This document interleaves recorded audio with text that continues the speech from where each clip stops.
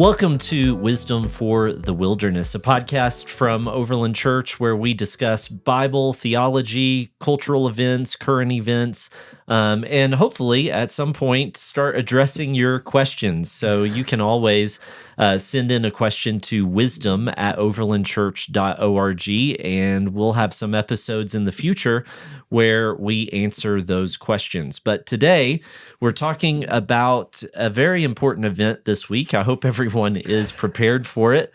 I hope you're prepared for it. That is Tax Day, April 15th. And the Bible does say quite a lot about taxes, actually. It does. It says a lot. And so, 1 week from today, it's all due. Yep.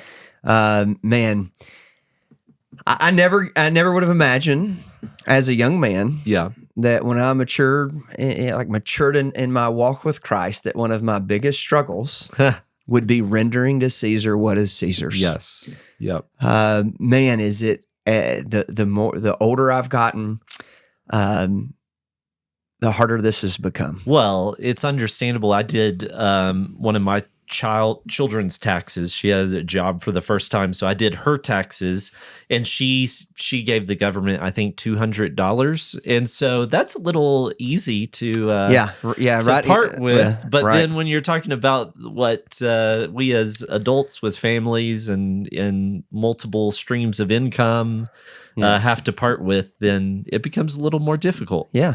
You know, when you get your check stub and you look and it's like, okay, I've paid income tax, and then you go to the store and you buy something and you pay sales tax, and then there's property tax and there's vehicle registrations and there's capital gains taxes. There's like all these different taxes. Yep. And now Colorado's getting us with fees on everything. So you have an Amazon delivery, there's a little fee added on. There, you go to the grocery store, you use a bag, there's a fee added on to everything that you're doing. Yep, they're just tax.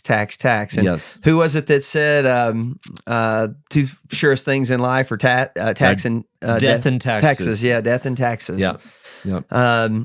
Yeah. So I want to dive into this today because I really think this is a shepherding opportunity for my own soul. I need counseling today. Okay. No, but a shepherding opportunity for our people. Right. Because I think there is a godly and right response in how we pay taxes and how we render to Caesar what is Caesar's, how we submit to the governing authorities. Yeah. I believe I want to end up there. I don't want to just hobby horse to get up on a soapbox and talk about our corrupt government. But what makes part of this so hard is that we live in a corrupt government. Yeah. So does everybody else who walks the planet and who has ever walked the planet because our leaders are fallen and broken and sinful. And even the best governments and best systems are fallen. That's right. And we talk about, it's a broken government, but man, it's not as broken as many in the world. Yeah.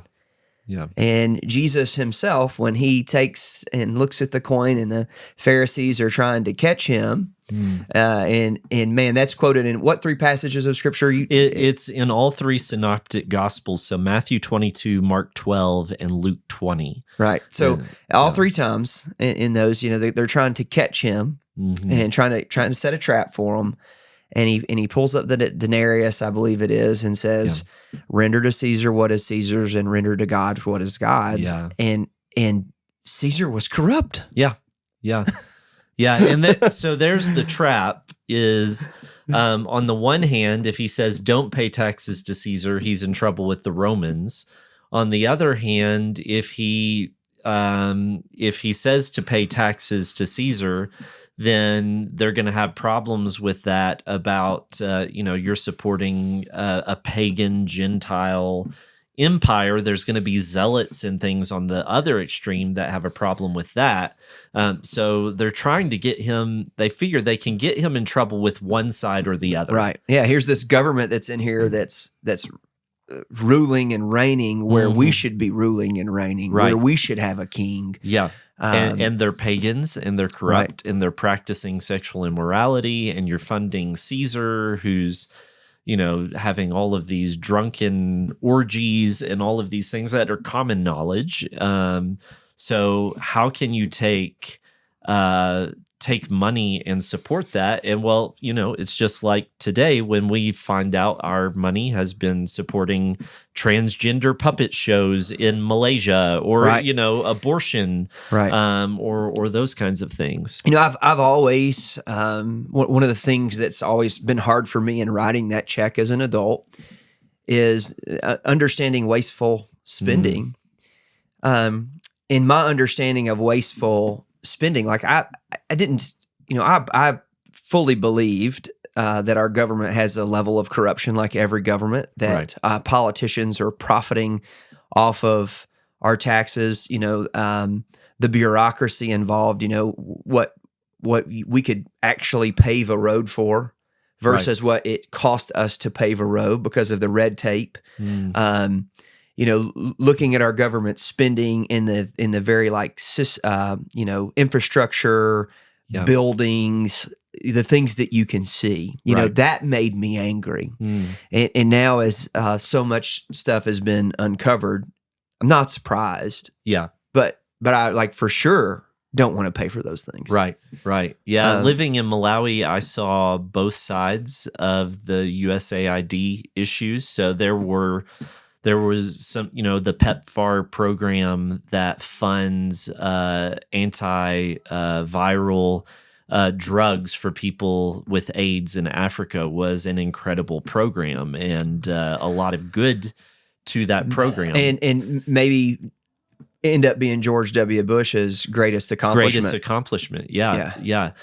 But on the other end, you have these conference centers that exist in very poor parts of Africa because most of the money being spent for these supposed aid programs are just for the people who work for the aid programs and the people in government to go and stay at a fancy place and eat fancy meals. And most of the money does not actually make it to the actual need that they're trying to meet. And that was quite disgusting to see the Land Cruisers driving all around with USAID on the side and knowing their programs are not really doing anything. Yeah, in my two trips, and I've spent a total of about 3 weeks in Malawi, and I can't tell you how many I saw. Yeah, and you pointed out to me, and so that's a real thing. Yeah, and so there's a piece of my heart that's like, this is wasteful spending. I don't want to give to it, but there's a bigger question, and it's an ethical question.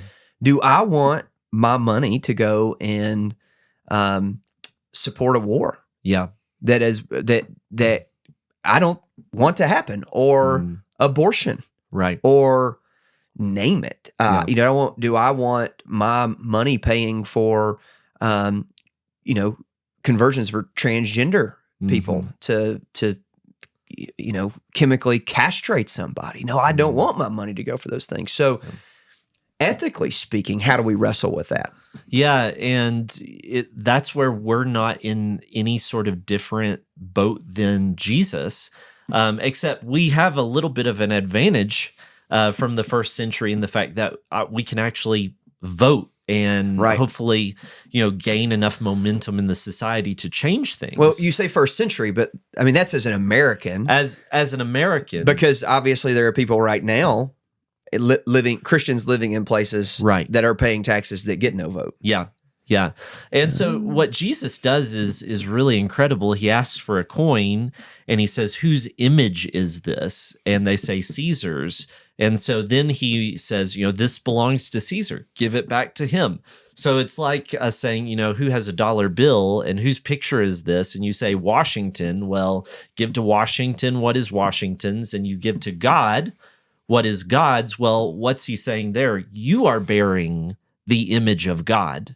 And so your life is what you need to be giving to God because you bear God's image. This is just a piece of dirt that's been formed into this coin that has supposed value and it has an image on it.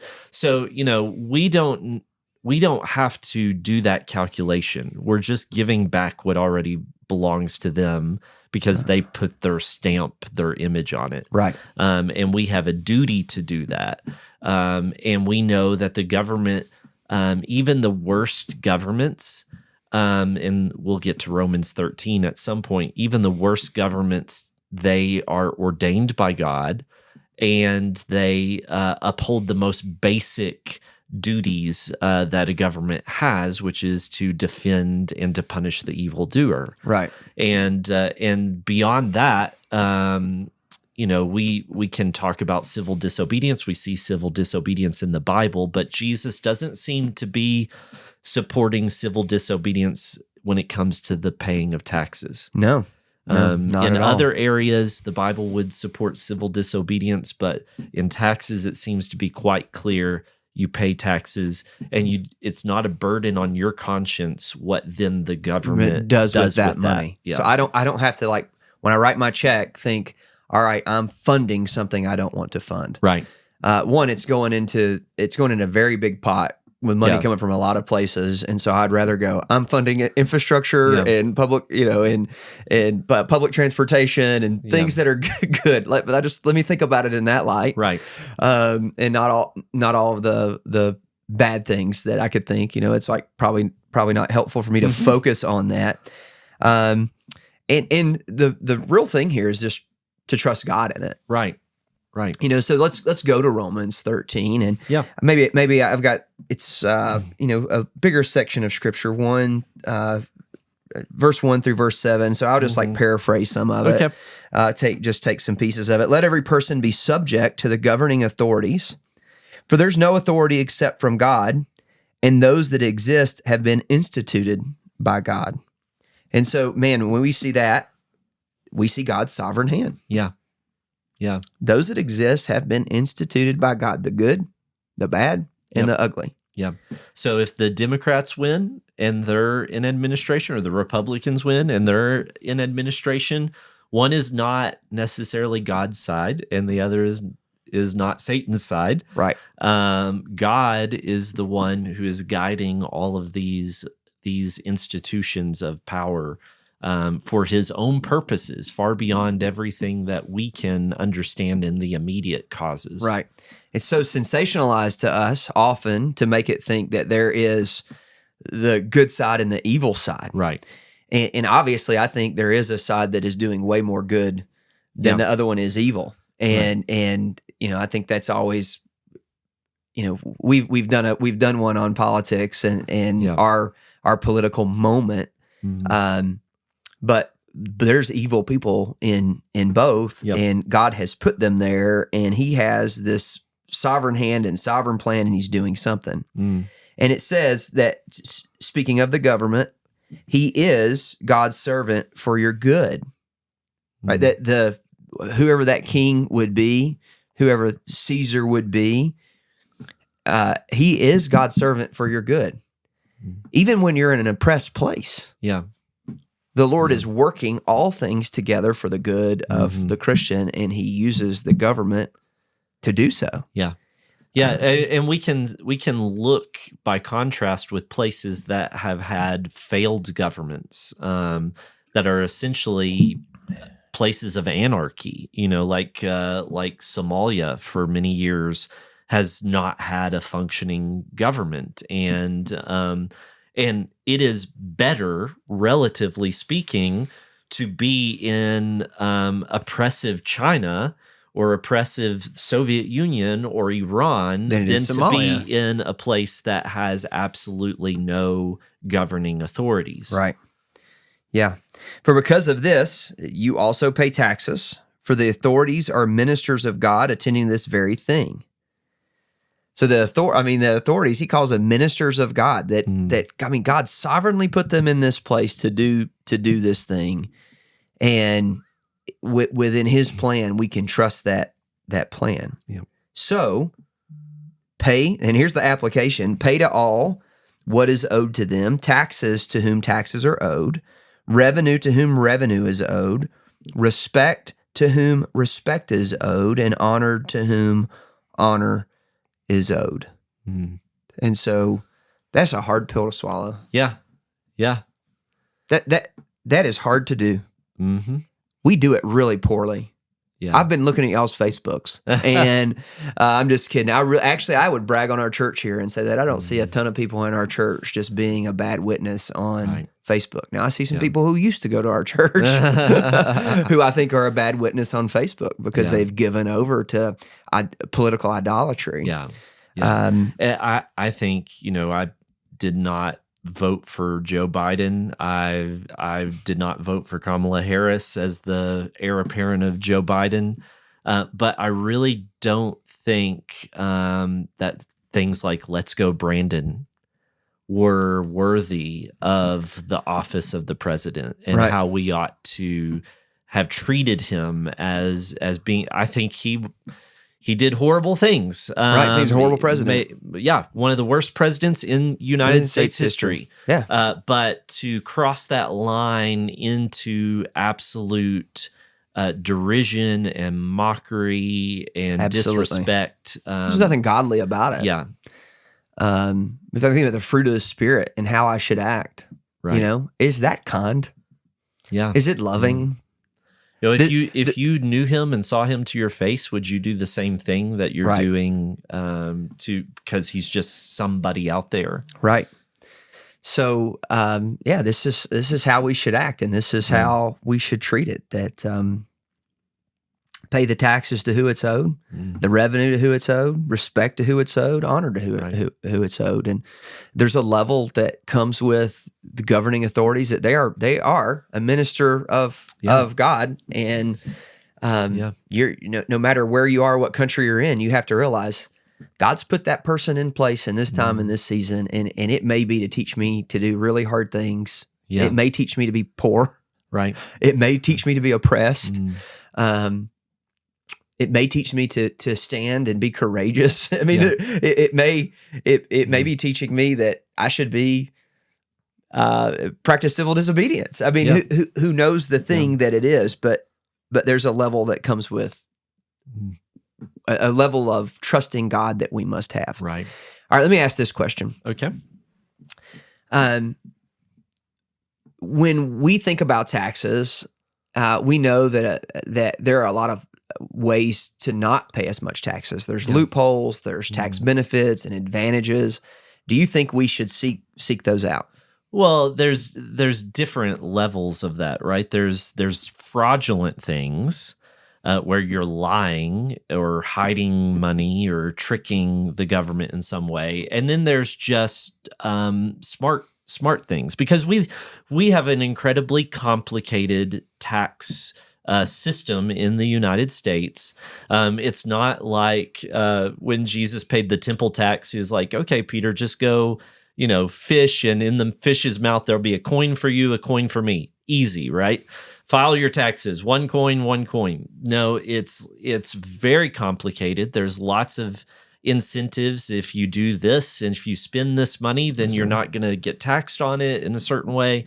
And I think we all have our first responsibility to our family, and if there is a way that legally I can avoid paying taxes on this money by using it a certain way, we ought to do that. Yeah. And thank God for tax professionals and people who are really smart about these things who can give us that kind of advice. Yeah. I would say that, the answer, that's a resounding yes. Steward the money the best that you can. Yeah. Pay to Caesar what is Caesar's. And every opportunity that Caesar has given you, because that's where it came from, not to pay it, make sure that you're wise in it. Yeah. And I would just tell you, make sure that you've got a good tax professional and a tax accountant doing your taxes that's saving you as much money as possible. I would say one that you have a personal relationship with, that you use year after year after year, one that knows the names of your kids. Yeah. Two, if you're a business owner or you're setting up your business, how you do that on the front end really matters. And I'm no expert in this at all. Right. Matter of fact, I run, all my experience essentially is in a nonprofit that doesn't pay taxes. So I'm like the last person who can give you the actual advice. But what I've watched my friends do who have set up their businesses with good accountants on the front end, have been far more successful, right? And than it is to like change things going back. So just on the front, just be very prudent. Yeah, and wise. Yeah, and as ministers, we take advantage of this because we take advantage of housing allowance that we don't have to pay taxes on because we set apart a certain amount of our salary as housing allowance. We have to track that we actually spend that on housing, or at tax time, we've got to pay the difference. And so that. There's just a lot of those things that our government through the years have said, this is advantageous for us as a society. And so, religion is advantageous for us as a society. So we want to support churches and even non-Christian churches, mosques, synagogues, in paying their ministers, and that's a good for the country. Right. So, and there are other things like that throughout other sectors that we can take advantage of. Right. So if you can take advantage of it, take advantage of it. Right. I would just note that churches and mosques, synagogues, whatever, not nonprofits, don't pay taxes. Yeah. And there will come a day where that will possibly come a day where that doesn't exist anymore, and we have to. And so that will be a hard pill to swallow, because it allows us as a church to steward your money really well. Yeah. Because we're not giving it to somebody else to steward poorly. Yeah. And if you ever hear, this is from the left, this has become a talking point that, churches don't pay any taxes. Well, that's not exactly true. We avoid some taxes. Ministers actually do pay taxes. We just get a break on the housing allowance. We very much pay taxes. Yeah, very much. But the idea is that we are doing a lot of things in our communities that if the church didn't do it, the government would do it. And so the government is saying, we are glad you're here. We're not making a determination on what is the correct faith. There is no established religion in the United States. It's our religious liberty. Right. But we are glad you're here. We're glad you're doing the things for the poor you're doing, the things for, society that you're doing. And if you didn't do them, then it would be on the back of the government to do these things. And it's a better deal, honestly. Right. It's a better deal for the government. Yeah. I don't know that I ever thought about it that way. It is a better deal for the government. Interesting. Interesting. All right. Well, have you written your check yet? I have not. Just over there on my desk is the little sheet of paper where I have to send a check to Washington. So yeah, I will put mine in the mail on April 15th. Okay. It will get postmarked on April 15th. I will probably do it online because I don't think I have checks for my new bank account. I'm going to do it. I write a check and I put it in the mail on April 15th. And I keep my money as long as I can keep it. Yeah. And here's kind of the thing I want to say. And maybe this would be my closing word of wisdom today. This is hard, but pay taxes with joy. Yeah. Pay taxes with joy. I think as Christians, we should do all things joyfully because we can trust in a big sovereign God and we can find such joy in Him. Also, just remember there's a grace that comes when you're paying taxes. It means you've made money. It means that the Lord has cared for you and provided for you. Yeah. And you can see His hand of provision in your life. More than that you can just delight in God, that I can write this check and send it to the government and realize even though they may spend it wastefully, everything else in my life, including that, I can trust over to God and who He is. I can delight in the fact that He is sovereign and He's ruling and He's reigning. And so I can do all things, even this, with joy. Yeah. Yeah. So was that your wisdom for the wilderness? That's my wisdom. That's my closing. So mine will just be a preview of our next episode, and that is part of this is just part of the bigger conversation of budgeting and stewarding the resources that God has given you well. And let me just let everybody know that next week we're going to have Overland's own Dave Ramsey Brandon Dupre on the show, who is a financial whiz kid, to talk with us about stewardship, about budgeting, which is, all of this goes back to that important piece of the Christian life, which is a spiritual discipline. Right. Yeah. And it's literally the more important piece, rendering to God's what is God's. Right. And of course, that's a very encompassing statement, but we also have a financial responsibility when it comes to that. Yeah. Well, thanks for tuning in to Wisdom for the Wilderness. I hope this was encouraging. I hope that you will pay your taxes now, and that we won't have anybody getting audited or arrested by the IRS at Overland Church. If you have a question, send it in to wisdom@overlandchurch.org, and may the Lord bless you and keep you.